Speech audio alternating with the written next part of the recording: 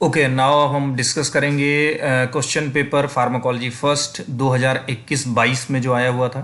इसके section A को detail discuss करेंगे। देखिए, ऑलरेडी हमने 18, 19 और 19, 20 का पेपर डिस्कस करके रखा है सेक्शन ए। आप श्योर वो जाके वहाँ पे देख लें उसका आंसर कैसे लिखना है, कौन कौन से क्वेश्चन आए हैं, क्योंकि मोस्ट ऑफ द टाइम जो मैं देख पा रहा हूँ क्वेश्चन आपके रिपीटेड हुए हैं। तो आप क्वेश्चन अगर पढ़ते हैं तो आपको ये क्वेश्चन भी अगर करके जाते हैं, आप सुन के जाते हैं, समझ के जाते हैं, तो आपको वहाँ पे 2 मार्क्स के मैक्सिमम क्वेश्चन आपके निकल जाएंगे। तो देखिए, आपका क्वेश्चन कैसे पूछ रखा है। एडवांटेज पूछा है ओरल रूट ऑफ एडमिनिस्ट्रेशन का, बायोअवेलेबिलिटी क्या है, थेरेप्यूटिक इंडेक्स, सिनर्जिज्म के बारे में, mechanism of action, local anaesthetic, synthesis, storage and release of adrenaline, open angle glaucoma की ड्रग पूछी है, न्यूरोट्रांसमीटर को क्लासिफाई पूछा है, कई बार लड़के कंफ्यूज हो जाते हैं।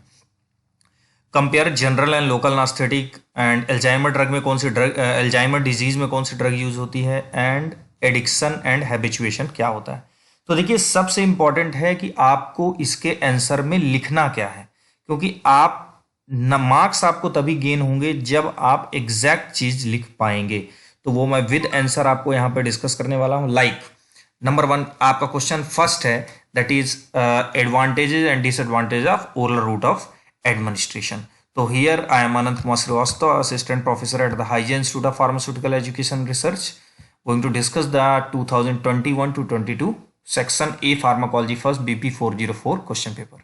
Right, the first question was the examine advantages and disadvantages of the oral route of drug administration. देखिए, ओरल रूट का एडमिनिस्ट्रेशन का एडवांटेज, इसमें कुछ बहुत ही आसान सिंपल क्वेश्चन है। ये सेफ होता है, कन्वीनियंट होता है, मीन्स आसानी सुविधाजनक होता है इसको इनटेक करना, इजी टू टॉलरेट होता है।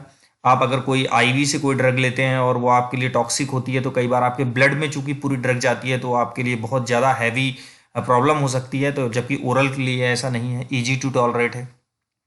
जनरली जितनी ओरल रूट से ड्रग एडमिनिस्ट्रेशन से दवाएं ली जाती हैं, generally but not necessarily, generally यहाँ लिखा हुआ है, लेस एक्सपेंसिव होती हैं, और ये एक्सटेंडेड रिलीज फॉर्म भी इनका अवेलेबल होता है, राइट। जबकि इंट्रावेनस में आपको एक बार में ड्रग पूरी देनी होगी पेरेंटल में। डिसएडवांटेज की बात करें तो देखिए, इसका एक्शन जैसे आप ड्रग एडमिनिस्टर कर देते हैं, उसके बाद ये एब्जॉर्ब होती है और उसके बाद एक लंबा 30 minute 25 minute according to respective drug उसका टाइम ड्यूरेशन होता है। इट मीन्स इसका जो ऑनसेट ऑफ एक्शन होता है वो स्लो होता है। That can be the disadvantage of oral route of administration. अब ओरल रूट आपने ली तो नो डाउट आपका स्टमक में जाएगा, तो कई बार फूड का इंटरफेरेंस होता है उसके एब्जॉर्प्शन में, तो ये एक डिसएडवांटेज है। आपका जो गैस्ट्रिक फ्लूइड होता है या एसिड होता है जो स्टमक में, कई बार वो ड्रग को डिग्रेडेट भी प्रोटीन, इसीलिए प्रोटीन से फॉर्म ड्रग होती हैं वो हम ओरल जल्दी नहीं लेते हैं, क्योंकि स्टमक में जाके वो ब्रेक हो जाती हैं। तो possible degradation of drug through gastric fluid, ये भी एक डिसएडवांटेज है। फर्स्ट पास इफेक्ट, जो भी ड्रग आपकी ओरल रूट ऑफ एडमिनिस्ट्रेशन से आप लेंगे उसका फर्स्ट पास मेटाबॉलिज्म होगा। फर्स्ट पास मेटाबॉलिज्म भी आपका स्पेशली 2 मार्क्स में पूछा जा सकता है, जो ऑलरेडी मैंने डिस्कस करके सेपरेट वीडियो में बता रखा है। Can not be given to unconscious and uncooperative patient. अगर कोई पेशेंट अनकॉन्शियस है तो आप उसको ओरल रूट ऑफ एडमिनिस्ट्रेशन से ड्रग कैसे दे पाएंगे? नहीं दे पाएंगे, क्योंकि उसको खुद से उसको सॉलो करना होता है, वो नहीं कर पाएगा। या किसी ने अपना मुंह ही बंद कर लिया तो आप उसको कैसे करके, मीन्स अनकोऑपरेटिव पेशेंट में भी आप वो ड्रग नहीं एडमिनिस्टर कर पाएंगे। तो ये बहुत ही सिंपल क्वेश्चन था। नेक्स्ट क्वेश्चन की तरफ हम बढ़ते हैं। बायोअवेलेबिलिटी क्या होती है बच्चों? कि जिस रेट एंड एक्सटेंट, देखिए जो मैंने हाईलाइट किए हुए हैं वर्ड, उनको आपको एग्जामिनेशन में जरूर हाईलाइट करना है। बायोअवेलेबिलिटी क्या है? द रेट एंड एक्सटेंट कि वो ड्रग आपके सिस्टेमिक सर्कुलेशन में कितनी एब्जॉर्ब हो रही है, वो उसकी बायोअवेलेबिलिटी होती है, जिसको कैपिटल एफ से डिनोट करते हैं। आईवी की अगर बात करें तो चूंकि आईवी में आप पूरी की पूरी drug systemic administration, systemic circulation में देते हैं, इट मीन्स उसकी बायोअवेलेबिलिटी कितनी हो गई? 100%। और fastest way to deliver drug होता है कौन सा? IV route. जबकि ओरल में बायोअवेलेबिलिटी कभी भी 100% नहीं होगी, क्योंकि ड्यू टू द एब्जॉर्प्शन और due to the first pass metabolism वो ड्रग सिस्टेमिक एब्जॉर्प्शन में पहुंचने से पहले भी कुछ फ्रैक्शन उसका मेटाबोलाइज हो जाएगा। और नंबर 1 ओरल में आपको ये चीज ध्यान देना होगा कि आपकी ड्रग लाइपोफिलिक हो तभी वो प्लाज्मा मेम्ब्रेन को क्रॉस करेगी। हाइड्रोफिलिक ड्रग क्रॉस नहीं कर पाएगी। जबकि आईवी में चूंकि आप डायरेक्ट सिस्टेमिक सर्कुलेशन में आप ड्रग दे रहे हैं, तो आप चाहे तो पूरी हाइड्रोफिलिक नेचर ही उस ड्रग का क्यों ना, आप उसकी 100% बायो अवेलेबल उसको करा सकते हैं। तो ये बायोअवेलेबिलिटी एक बहुत ही सिंपल है, आपको डेफिनेशन में जो रेड से हाईलाइट किया वो जरूर लिखना है, बायोअवेलेबिलिटी। ठीक, next therapeutic index and synergism. आप क्वेश्चन को थोड़ा एक बार पढ़ेंगे डिटेल से, क्योंकि कई बार क्या हो सकता है कि जैसे आपने थेरेप्यूटिक इंडेक्स देखा, आपने केवल थेरेप्यूटिक इंडेक्स लिख दिया, जबकि आपसे पूछा गया साथ में गया सिनर्जिज्म को भी समझाइए। तो देखिए थेरेप्यूटिक इंडेक्स किसी ड्रग का, उस ड्रग की मेजरमेंट ऑफ द सेफ्टी होती है, मींस आपको measurement of the relative safety करके इसको अंडरलाइन करना है। कैसे? क्योंकि थेरेप्यूटिक इंडेक्स जो होता है वो किसी ड्रग का इफेक्टिव डोज और उससे किसका फ्रैक्शन होता है, लीथल डोज का। तो थेरेप्यूटिक इंडेक्स जिस ड्रग का, किसी ड्रग का थेरेप्यूटिक इंडेक्स बहुत ज्यादा है, इट मींस वो ड्रग आपके लिए ज्यादा सेफ है, राइट। तो ज्यादा थेरेप्यूटिक इंडेक्स ड्रग का जितना ज्यादा होगा वो ड्रग उतनी ज्यादा आपके लिए सेफ होगी। थेरेप्यूटिक इंडेक्स का ये फॉर्मूला होता है। तो it is a comparison of the amount of therapeutic agent that cause the therapeutic effect, जिसको हमने ED50 लिखा, to the amount of drug that cause lethality, वो LD50। तो इट इज क्या होता है, ये कंपैरिजन होता है किसके बीच, LD50 और ED50 के बीच। तो ये थेरेप्यूटिक इंडेक्स आप इस तरीके से लिख देंगे। मार्जिन ऑफ सेफ्टी में अंडरलाइन कर देंगे। सिनर्जिज्म में बहुत सिंपल है कि दो ड्रग आप जब साथ में लेते हैं तो दोनों ड्रग का कंबाइंड इफेक्ट ज्यादा होता है in comparison to individual drug. तो 2 or more drugs that individually produce overtly similar effect will sometime display greatly or enhanced effect when given in combination। तो ये कॉम्बिनेशन में ड्रग का ज्यादा जो इफेक्ट आता है उसको बोलते हैं सिनर्जिस्टिक या सिनर्जिज्म। इसके आप एग्जाम्पल जरूर से कोट करें। लाइक एग्जाम्पल में एस्प्रिन को, अगर हम एस्प्रिन देते हैं साथ में कैफीन देते हैं, तो कैफीन क्या करता है, उसके एनाल्जेसिक इफेक्ट को और प्रोमिनेंट कर देता है, इसके एब्जॉर्प्शन को बढ़ा के। एस्प्रिन एंड कैफीन कंबाइंडली ज्यादा एनाल्जेसिक होते हैं इन कंपैरिजन टू अगर आप सिंगल या इंडिविजुअल एस्प्रिन देते हैं उसके। इसी तरीके से सल्फोनामाइड के साथ अगर आप ट्राइमिथोप्रिम ड्रग देते हैं तो वो आपका मोर एंटीबैक्टीरियल इफेक्ट शो करता है इन कंपैरिजन टू कि आप अकेले सल्फोनामाइड दें। तो ये आपके सिनर्जिस्टिक या सिनर्जिज्म के एग्जाम्पल हैं, like aspirin and caffeine analgesic effect के लिए, जबकि sulfonamide and trimethoprim antibacterial के लिए। तो इस तरीके से आपको अपने आंसर्स को कोट करना है। आपसे mechanism of action of local anaesthetic पूछा, ये 2-3 बार रिपीट हुआ है, इस क्वेश्चन को जरूर देख लीजिए। देखिए लोकल एनेस्थेटिक सोडियम चैनल को ब्लॉक करते हैं नर्व सेल के मेम्ब्रेन पे। तो एक पॉइंट आपको एग्जैक्ट नर्व सेल के मेम्ब्रेन पे, अब जो क्या करता है, सेंसरी एंड मोटर इंपल्स को ट्रेवल करने से उस नर्व के थ्रू, मान लीजिए ये आपकी नर्व है, अब इससे जो सेंसरी और मोटर नर्व इस तरह से ट्रेवल करेगी, उसको क्या कर देगा, ब्लॉक कर देगा। जब ब्लॉक कर देगा तो सेंसेशन सेंट्रल नर्वस सिस्टम तक नहीं जाएगा। तो that cause the temporary loss of sensation in the specific area which relieves pen.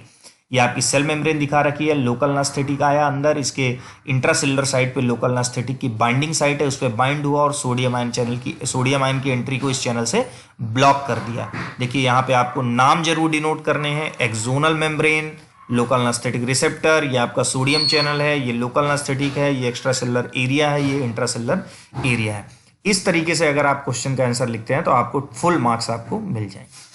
देखिए demonstrate the synthesis, storage and release of adrenaline diagrammatically.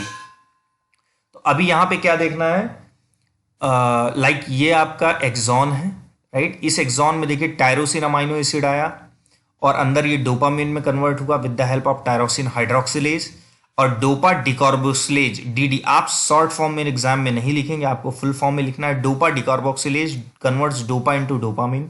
Dopamine का यहाँ ट्रांसपोर्टर ने इसको साइनेप्टिक वेसाइकिल के अंदर ले गया एंड डोपामिन बीटा हाइड्रोक्सिलेज ने कन्वर्ट किया डोपामिन को नॉरएपिनेफ्रिन में।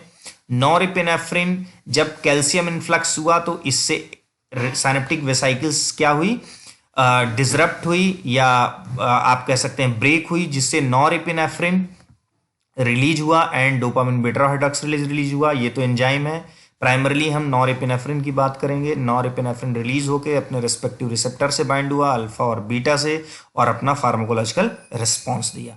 तो सिंथेसिस की बात तो ये पूरा प्रोसेस हो गया। स्टोरेज की बात अगर हम बात करें तो देखिए नॉरएपिनेफ्रिन वेसाइकिल के अंदर में डोपामिन बीटा हाइड्रोक्सिलेज होता है and along with the ATP, यहाँ पे ATP शो करके नहीं रखा, आप इसको ATP भी यहाँ लिख देंगे कि ATP के साथ ये 4:1 के रेशियो में होता है नॉरएपिनेफ्रिन।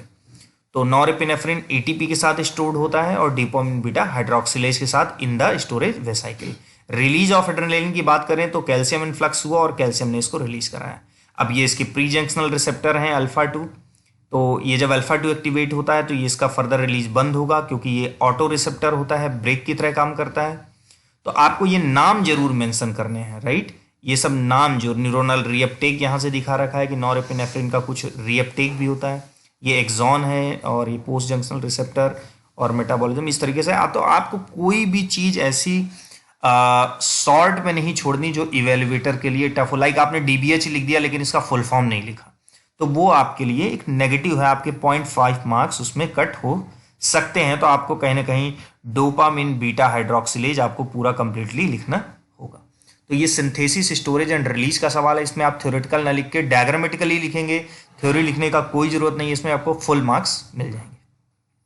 नेक्स्ट क्वेश्चन की तरफ मूव करते हैं। देखिए ओपन एंगल ग्लूकोमा और क्लोज्ड एंगल ग्लूकोमा का ट्रीटमेंट आप जरूर पढ़ के जाइए, 2 मार्क्स में कई बार ये पूछा गया है। ओपन देखिए पहले हम लोगों ने डिस्कस किया था क्लोज्ड एंगल ग्लूकोमा, अब हम बात कर रहे हैं ओपन एंगल ग्लूकोमा। तो ओपन एंगल ग्लूकोमा में ओवरऑल जो हमारा टारगेट है वो फ्लूइड को कम करना। फ्लूइड को कम करना या तो आप सिंथेसिस करके कम करें, मतलब मीन्स फॉर्मेशन को रिड्यूस करें, या तो उसके ड्रेनेज को बढ़ा दें। तो ड्रेनेज को बढ़ाने के लिए जो हमारी ड्रग होती है वो प्रोस्टाग्लैंडिन एनालॉग्स होती हैं, आपको ये पूरा लिखने की जरूरत नहीं है। प्रोस्टाग्लैंडिन एनालॉग लाइक लेटेनोप्रोस्ट या बिमाटोप्रोस्ट। इसी तरीके से जो फ्लूइड की सिंथेसिस एक्वस ह्यूमर की सिंथेसिस को कम करेंगी लाइक आपकी beta 2 antagonist and carbonic anhydrase inhibitor like dorzolamide and brinzolamide and here beta 1 and beta 2 mixed antagonist जय लाइक टिमोलॉल। तो ये आपके याद करना होगा क्लासिफिकेशन में, राइट। तो इस तरीके से ओपन एंगल ग्लूकोमा का ट्रीटमेंट है। नेक्स्ट क्वेश्चन की हम बात करते हैं डिफाइन क्लासिफाई न्यूरोट्रांसमीटर। देखिए न्यूरोट्रांसमीटर क्या होते हैं, जो न्यूरॉन से रिलीज होते हैं प्लस न्यूरोनल सेल के कम्युनिकेशन में रोल प्ले करते हैं। तो आप यहाँ देख सकते हैं न्यूरोट्रांसमीटर और often referred as the body's chemical messenger, भी कुछ जनरल सी लाइन है। They are the molecule used by the nervous system to transmit message between the neuron. ये बहुत अच्छी लाइन है, इसको आप अंडरलाइन करेंगे। They are actually present in the nervous system and responsible for transmitting the message between two neuron or from neuron to muscle. Communication between two neuron happens in the synaptic cleft. और synaptic cleft क्या होता है? Small gap between the synapse of the neuron.